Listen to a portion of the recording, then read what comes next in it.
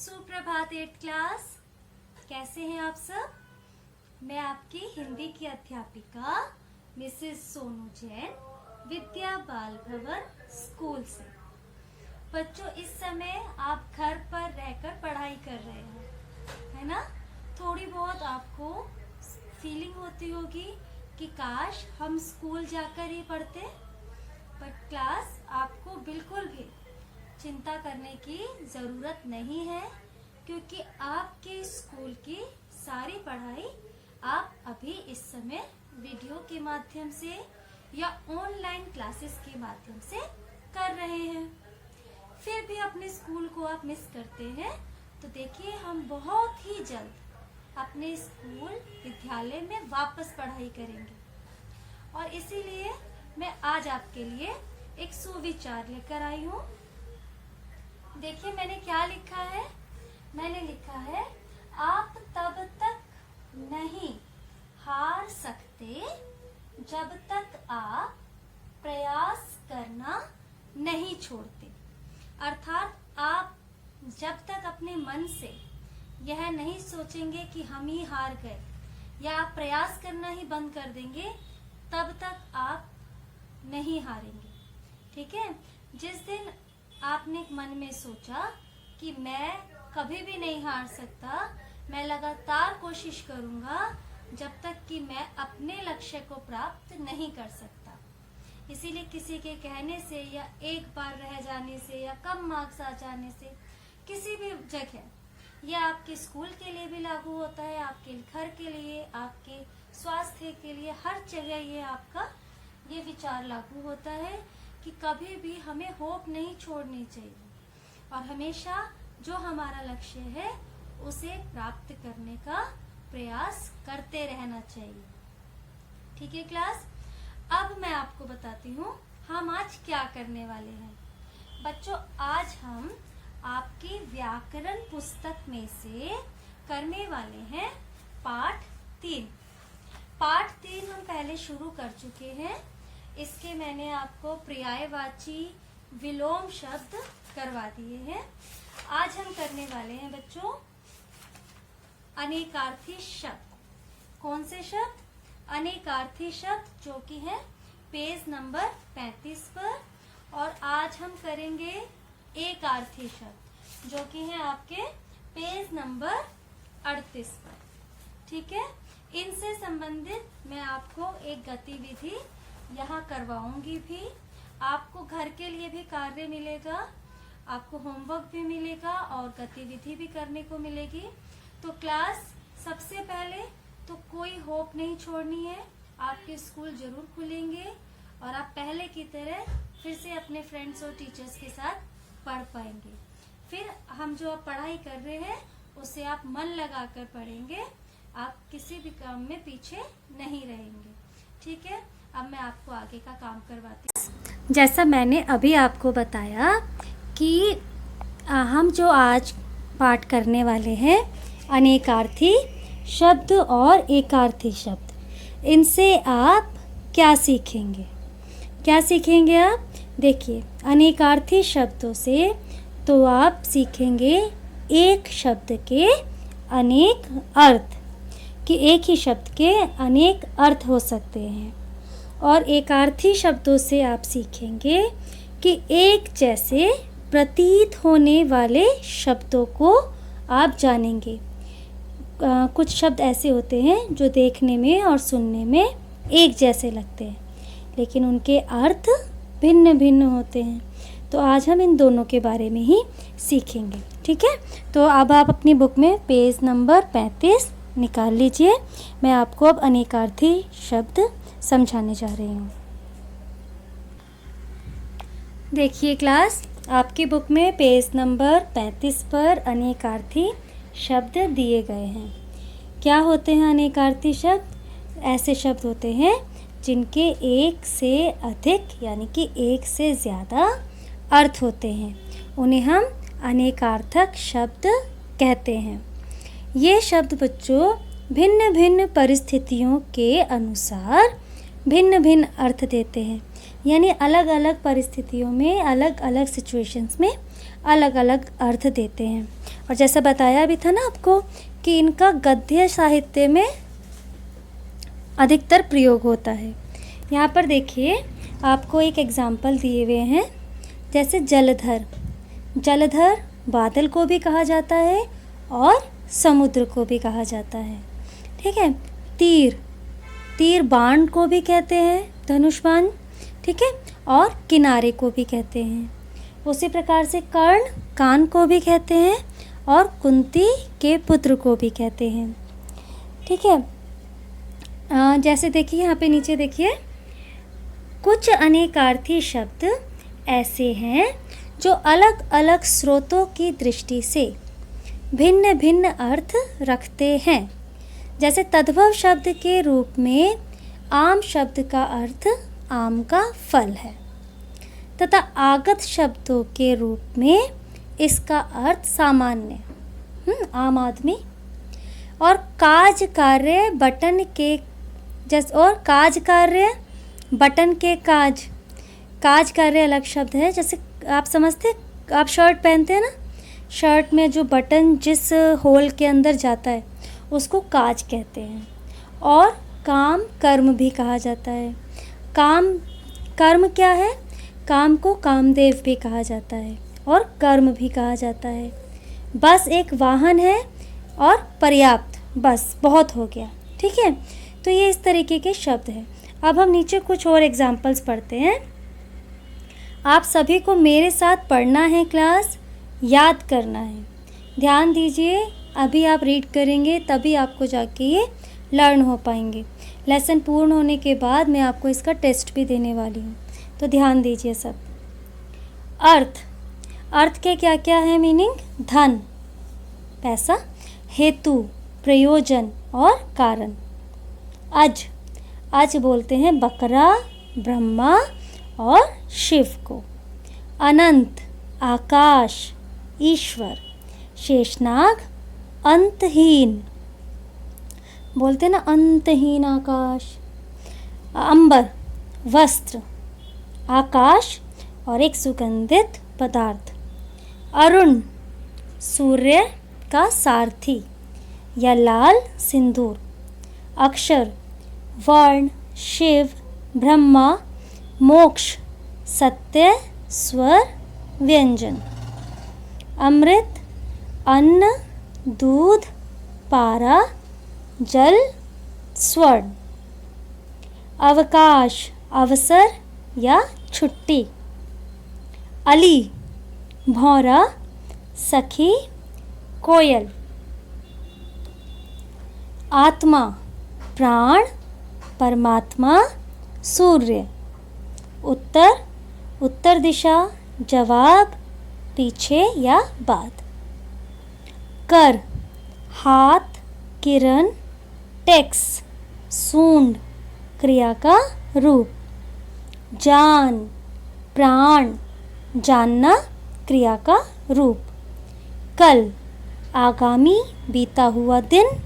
सुंदर, आराम, मशीन।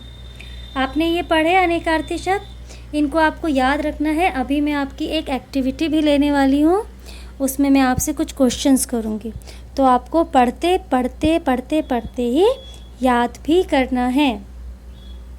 ठीक है। अब आगे पढ़ते हैं।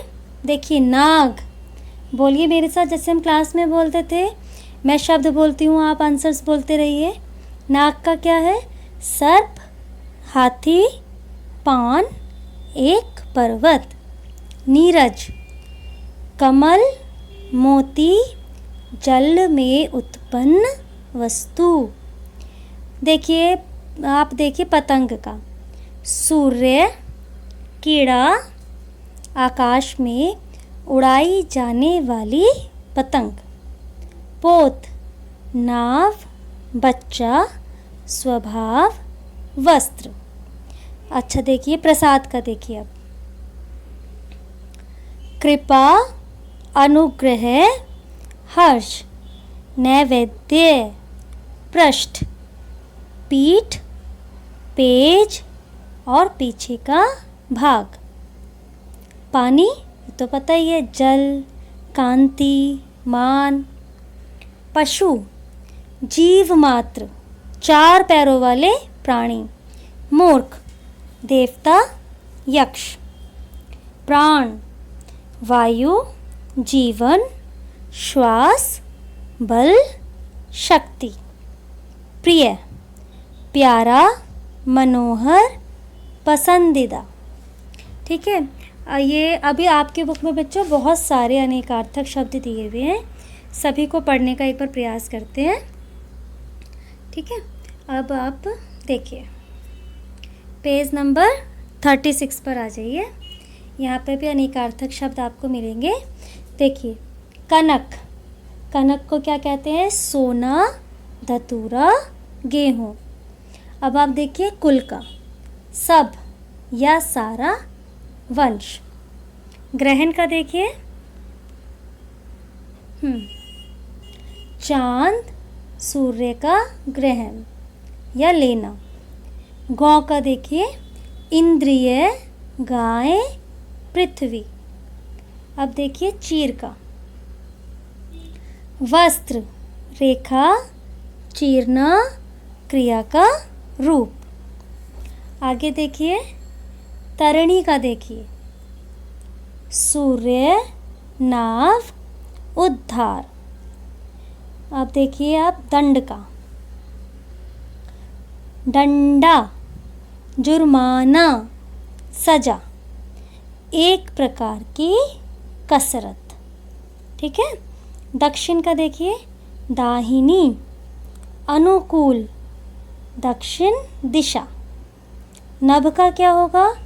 आकाश, शून्य, शिव, जल। देखिए आगे बच्चों, आप पढ़ रहे हैं ना मेरे साथ? पढ़ते ही रहना है, याद करना है। टफ होता है बच्चों ये, कोई भी क्वेश्चन आ जाएगा आपको एग्ज़ाम में। देखिए फल का, लाभ, नतीजा, गुण, बाण, प्रयोजन। भानु का देखिए, सूर्य, विष्णु, किरण, राजा। रुचि का देखिए, नीचे दिया है यहाँ, प्रवृत्ति, इच्छा, किरण, शोभा, मनोभाव, आनंद, प्रेम। लक्ष्य का देखिए, उद्देश्य, निशाना, साधने का प्रतीक। अब देखिए व्योम का, जल, आकाश। अब आप देखिए सारंग का, मोर, सर्प, हिरण, मेघ, सिंह, हाथी। स्नेह का देखिए, प्रेम, तेल, कोमलता, चिकनाहट। अच्छा आप देखिए हरि का, विष्णु, सिंह, सर्प, मेंढक, बंदर, पर्वत, इंद्र। हित का देखिए, भलाई, लोभ, प्रेम, स्नेह। क्लास ये करे हैं आपने अनेकार्थी शब्द। अनेकार्थी शब्द क्या होते हैं? एक शब्द के अनेक अर्थ। इसकी अब मैं आपको एक छोटी सी एक्टिविटी करवाने जा रही हूँ क्लास। उस एक्टिविटी को भी आप ध्यान से देखेंगे और उसके बाद हम करेंगे एकार्थी शब्द। अभी मैंने आपको पढ़ाया कि हम करने जा रहे हैं अनेकार्थी शब्द। आपने अनेकार्थी शब्द पढ़े भी। अब मैं आपको करवा रही हूँ एक छोटी सी गतिविधि, उलट पलट पट्टी। क्या है इसका नाम? अलट पलट पट्टी। इसमें मैंने क्या किया है, यहाँ पर कुछ अनेकार्थी लिख दिए हैं और यहाँ पर वो किस शब्द के अनेकार्थी हैं वो लिख दिया है। लेकिन क्या नहीं करा, मैंने उनका उत्तर सामने नहीं लिखा है। तो जब तक हमें अनेकार्थी याद नहीं होंगे तब तक हम सही उत्तर से मिलान नहीं कर पाएंगे। तो पहला देखते हैं, शायद कुछ याद हो गया हो पढ़ने के बाद।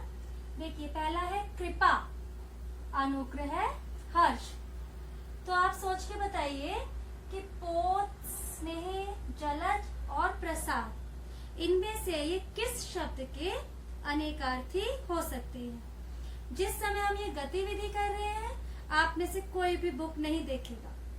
आप अपने आप से सोचकर मुझे आंसर दीजिए कि कृपा, अनुग्रह और हर्ष ये किस शब्द के अनेकार्थी हैं। सोच लिया आपने सही सोचा।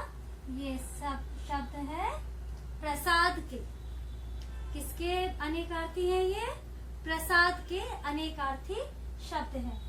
अगला है बच्चों नाव, बच्चा, स्वभाव। अब इसको सोचना है आपको कि नाव, बच्चा और स्वभाव किसके अनेकार्थी हैं।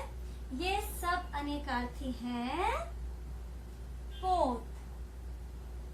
ठीक है, सब किसके अनेकार्थी हैं? ये पोत के। अब है शंख, मोती, मछली। सोच के बताइए, शंख, मोती, मछली ये सब किसके हैं? ये तो बहुत इजी भी है, ये है जलज के। ठीक है, देखिए तो एकदम से समझ में आ रहे हैं आपको। मोती, शंख और मछली तीनों ही जल में यानी कि समुद्र में मिलते हैं, तालाब में मिलते हैं, है ना। फिर है आखिरी, ये तो आपको पता ही चल जाएगा, तेल, कोमलता, चिकनाहट। ये सब किसके अनेकार्थी हैं? ये सब है स्नेह के अनेकार्थी। तो बच्चों इस वाली गतिविधि को करने का क्या अर्थ था? ताकि आप अनेकार्थी को जिस समय याद करेंगे तब आप केवल नाम और उसके सामने के शब्द नहीं पढ़ते जाएंगे। आप इस तरीके से भी काम कीजिए।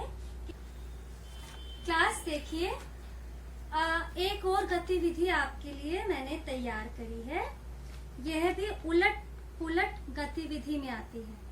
इसमें देखिए सबसे पहले मैंने एक शब्द लिखा है और उसके सामने 3 ऑप्शन लिख दिए हैं। आपको उसमें से सही शब्द बताना है कि इस पहले शब्द का अनेकार्थी कौन सा शब्द है। सोच के बताएंगे, आप बुक से नहीं देखेंगे। सबसे पहले मैंने लिखा है अनंत। अनंत यानी कि भौरा, ईश्वर या कारण। इनमें से कौन सा सही है? ईश्वर। उसके बाद है अमृत। अमृत में है जल, कमल या छुट्टी।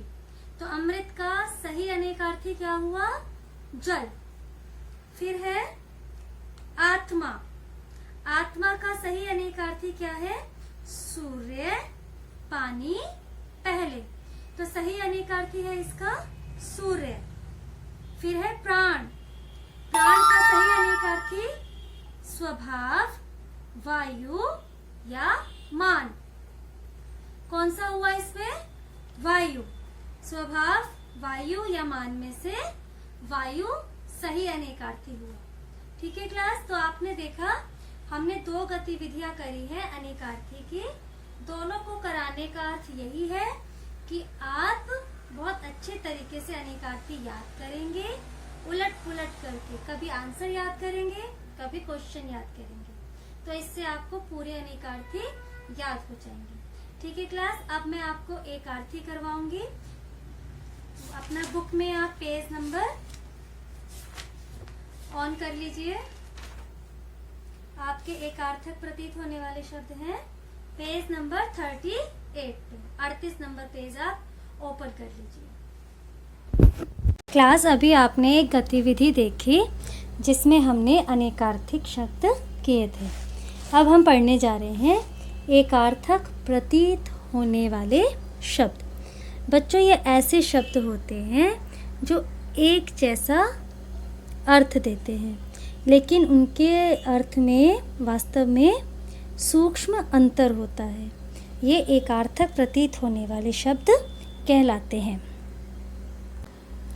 ठीक है, यहाँ पे पढ़ते हैं। देखिए, ऐसे शब्द जो एकार्थक अर्थात एक जैसा अर्थ देने वाले प्रतीत होते हैं, लेकिन वास्तव में उनके अर्थ में सूक्ष्म अंतर होता है, और वो एकार्थक प्रतीत होने वाले शब्द कहलाते हैं। इस प्रकार से बच्चों इसकी परिभाषा क्या हुई? सूक्ष्म अंतर वाले या लगभग एक जैसा अर्थ प्रकट करने वाले शब्दों को एकार्थक प्रतीत होने वाले शब्द कहते हैं। यहाँ पे एक उदाहरण दिया गया है, अपराध। आतंकवादी को हत्या के अपराध में फांसी दी गई। तो यहाँ पर अपराध जो है कानून के विरुद्ध किए गए कार्य के लिए होता है। और दूसरा है पाप। इसमें क्या है, गंगा जल को अपवित्र कर तुमने घोर पाप किया है।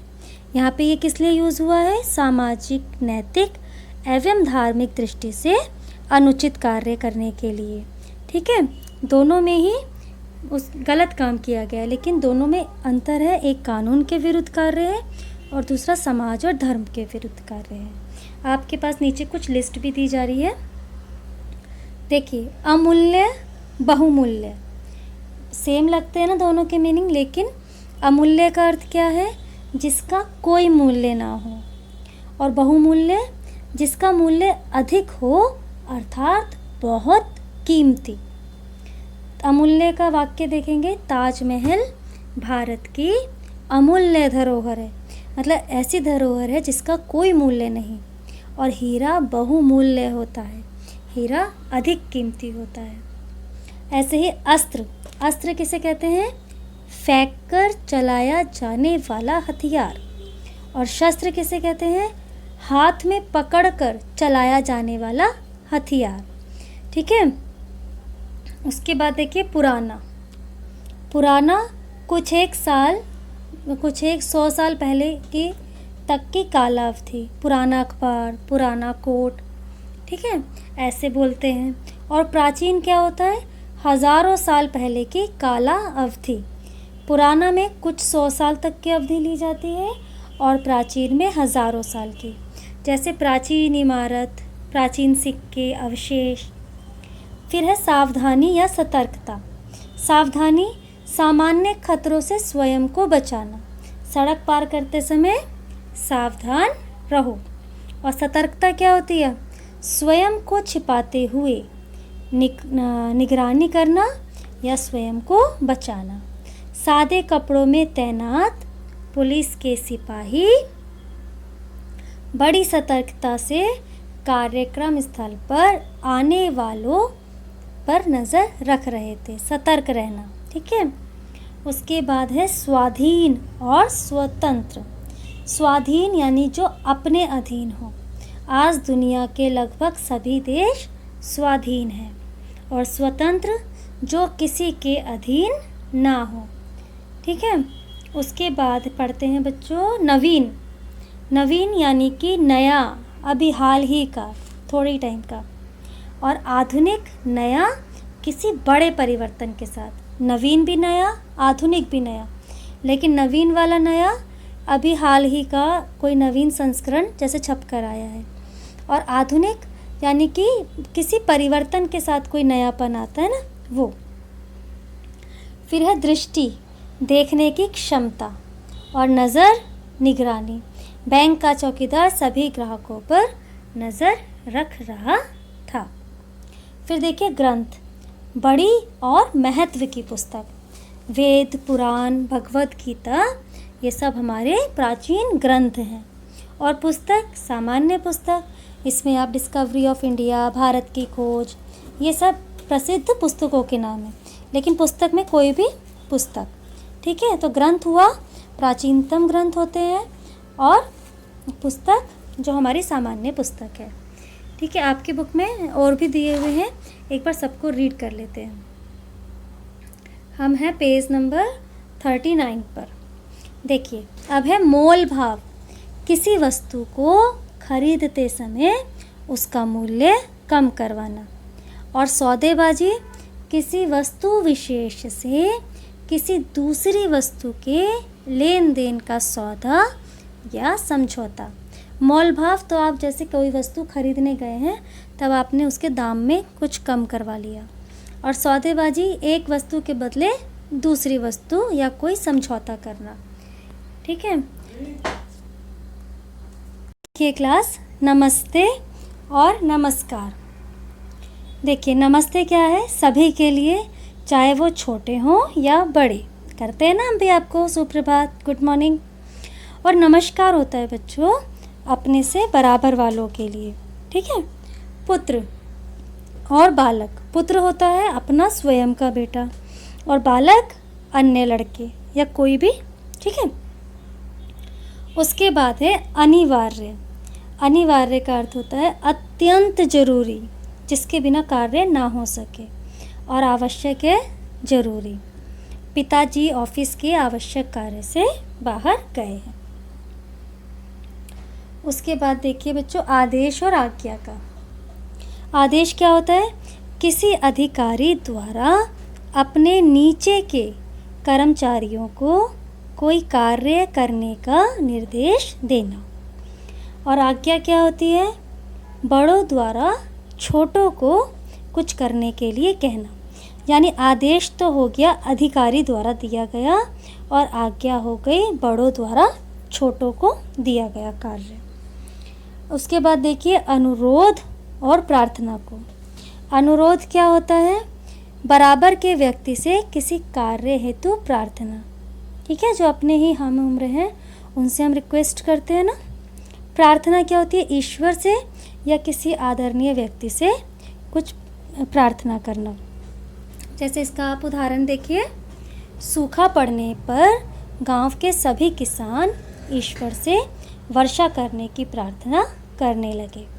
उसके बाद देखिए अंतिम देख लेते हैं निर्णय। निर्णय और न्याय। निर्णय का मतलब होता है फैसला। मंत्रिमंडल की बैठक में किसानों का ऋण माफ़ करने का निर्णय लिया गया। और न्याय क्या होता है, इंसाफ। भगवान के दरबार में सबको न्याय मिलता है।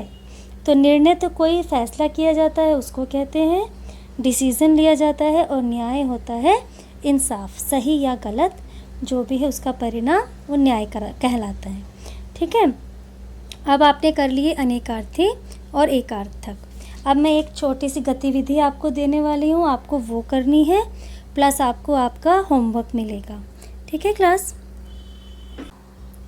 देखिए आपकी क्या गतिविधि है, आपको अपने परिवार के 5 लोगों के नाम लिखकर उनके अर्थ भी लिखने हैं। समझ में आ गया, अपने घर के 5 लोगों के नाम लिखने हैं और आपको उनके अर्थ भी लिखने हैं। और अब मैं आपको दे रही हूँ आज का गृह कार्य। उसमें क्या है, ध्यान से देखिए, अंबर, कनक, अर्थ, कर और गुरु, ये सब हैं बच्चों पेज नंबर 37 नंबर पेज पर हैं। आप बुक की सहायता से इन्हें कंप्लीट करिए। इसमें क्या है, सबके 2-2 आपको मीनिंग लिखने हैं और उनके वाक्य भी बनाने हैं। कोशिश कीजिए बुक से अलग वाक्य बनाने की, ठीक है। 5 आपको दिए मैंने, अंबर, कनक, अर्थ, कर और गुरु। तो आपको आपका होमवर्क याद है, ये बुक में ही होगा, किसी और चीज़ पर नहीं, ये बुक में ही होगा। और मैंने जो आपको आज का विचार बताया उसे भी आप याद रखिए। कहीं नोट करके रखना चाहते हैं तो जब मैं आपको एक्सरसाइज क्वेश्चन आंसर्स करवाऊंगी इसके, तो हम लेसन के आरंभ में उस थॉट को लिख लेंगे। ये हम थोड़ा सा नया काम करने जा रहे हैं ना, ठीक है। चलिए, have a nice day class.